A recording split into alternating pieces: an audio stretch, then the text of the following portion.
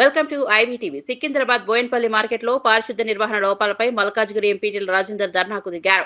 Market యార్డును పర్యటించిన ఆయన చెత్తాచెదారం పేరుకుపోయి దుర్గంధంగా మారిన పరిస్థితిని పరిశీలించారు. మార్కెట్ను డంపింగ్ యార్డుగా మార్చి ప్రజల ప్రాణాలతో చెలగాటం ఆడుతున్నారని అన్నారు.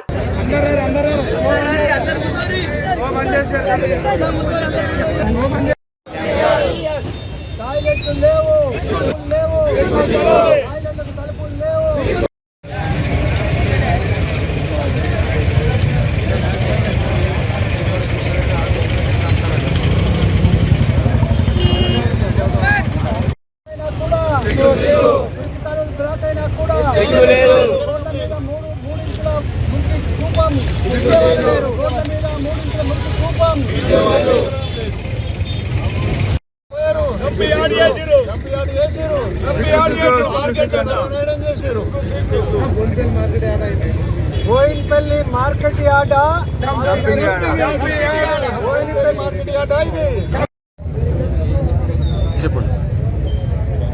బోయిన్పల్లి కూరగాయల మార్కెట్ ఇక్కడ షిఫ్ట్ అయ్యి 24 ఏళ్ళు అవుతుంది.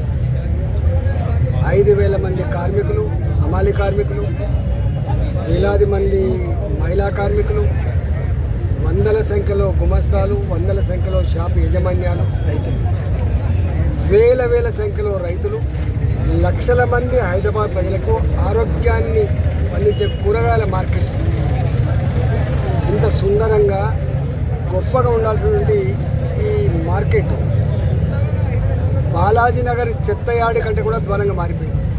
ఇది ఒక మురికి కూపంగా మారిపోయింది. మహిళలకు టాయిలెట్ లేవు, టాయిలెట్లకు తలుపులు లేవు, టాయిలెట్ కడిగిన డబ్బులు రాక అది దుర్గంధపూరితం.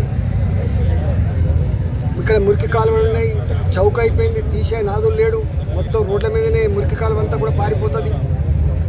ఇక్కడ చెత్తను క్లీన్ చేసేటువంటి వాళ్ళు ఎవరైతే ఉన్నారో వాళ్ళకు నెలకు 6,40,000 రూపాయలు అయితే కాంట్రాక్టర్కు 9 నెలలకి ఇవ్వకపోవడం వల్ల వాడు పైసలు రావట్లేదు. ఫైనాన్స్ డిపార్ట్మెంట్కి పోతే 10% లంచం. ఇక్కడ ఉన్నటువంటి షాప్ యజమాన్యాలు కూడా పూర్తి స్థాయిలో షాపులు లేవు, వాళ్ళకి లైసెన్సులు ఇచ్చిండ్రు, వాళ్ళ మీద విజిలెన్స్ దాడులు అని చెప్పి వేధించడం తప్ప 15 కోట్ల రూపాయల ఆదాయం వస్తే 70 లక్షల రూపాయలు సంవత్సరం ఖర్చు పెట్టి తెలివి లేదు వీళ్ళకు. 1000 కోట్ల రూపాయలు టర్నోవర్ అవుతుంది. ఇక్కడ లక్షల మంది జీవితాలతో ముడిపడినటువంటి సమస్య మీద కూడా ఈ ప్రభుత్వం స్పందించలే. అంటే వీళ్ళకి కావాల్సింది మూసి ప్రక్షాళన పెట్టిన డబ్బులు అయితే దండుకుందాం, వీళ్ళకి కావాల్సింది ఫ్యూచర్ సిటీలో పెట్టిన డబ్బులు దండుకుందాం. వాళ్ళకి ఇక్కడ 100 కోట్ల రూపాయలు లంచాలు వచ్చే ఆస్కారం లేదు, 1000 కోట్ల రూపాయలు వాళ్ళకి వచ్చే ఆస్కారం లేదు. వాళ్ళ ధ్యాస అంతా కూడా హైదరాబాద్ చుట్టుపక్కల భూములు అమ్ముకోవాలి, 1000 కోట్ల రూపాయలు సంపాదించుకోవాలి, ఢిల్లీకి మూటలు పంపాలి. వాటి మీద ఉన్న ధ్యాస ఈ ప్రభుత్వానికి రైతుల మీద లేదు, హమాలీల మీద లేదు, కూరగాయలు కొనుక్కునే కస్టమర్ల మీద కూడా లేకపోవడం దారుణం. నేను చెప్తున్న ప్రభుత్వాన్ని ఇంత దుర్మార్గపు, ఇంత నీచ పద్ధతి ఈ బోయినపల్లి మార్కెట్ 24 ఏళ్ల నుంచి ఎప్పుడు లేదని చెప్పి వాళ్ళు బాధపడుతూ ఉన్నారు. కాబట్టి తక్షణమే ఈ సమస్య పరిష్కారం వరకు ఇక్కడ ధర్నా కొనసాగుతుంది.